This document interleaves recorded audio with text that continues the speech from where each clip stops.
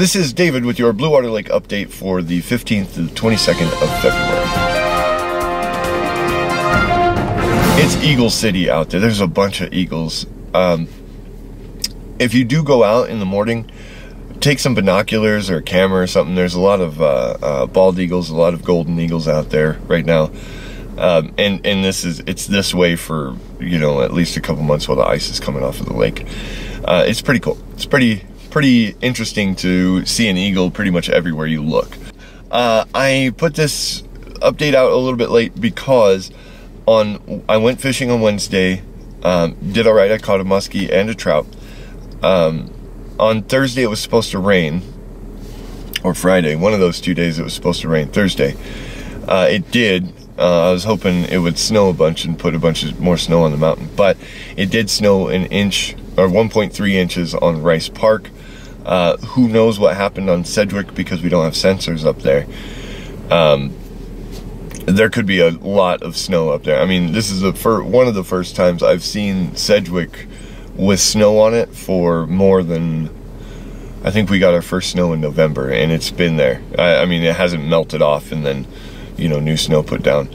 I looked on Friday to see how much it rained, and while looking at how much it rained, I wanted to check out the lake to see if it'd come up, and it had come up 5 inches on Friday morning. And I posted that there on Facebook, and I thought maybe this was the time, because 5 inches is a little bit much for an inch of rain. I thought this was maybe the time that the runoff started, and today I looked this morning and the lake has come up 2 feet. So I can almost guarantee that there's going to be fishable water wherever you go, because, you know, the ice is going to stay the same while the lake is getting bigger, so you'll have water around the edges to fish. The ice was already breaking up this week too, and it was a pretty fun trip there. I only got to stay for like 4 hours. Make sure that you're focusing your time on anywhere from 11 to 4 o'clock. That's kind of your window for the feed here.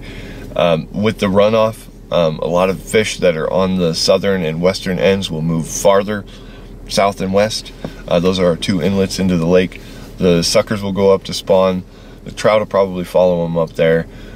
There's just all kinds of stuff that could happen right now, but there's always a resident population in the bay. So, and that's where most people fish anyway.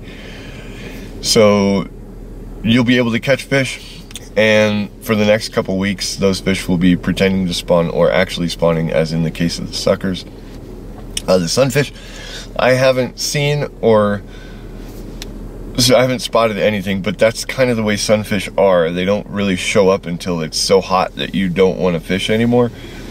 And on occasion you catch them along the shorelines in the spring.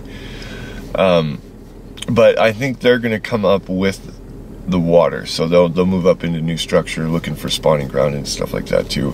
But they'll be doing that a little bit later, a couple months from now. Keep it slow with the muskies and the trout both. For muskies, jerk baits, paddle tail swim baits, just stuff that you can work pretty slow through the column without dragging along the bottom.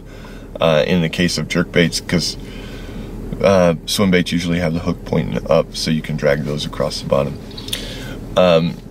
The trout you'll find about 20-30 feet out. Don't go much beyond that, because they're coming in to feed on those minnows. Work woolly buggers or pistol peats underneath a bubble. You could even work jerk baits for those guys too, little shorter ones. And definitely the whole power bait thing, because they're not really trying to work for food right now. They're just trying to get as much food as they can. I hope to see you guys out here next week or in the weeks coming. We've got some cold weather moving through. There's some more snow coming. I hope to see you guys then.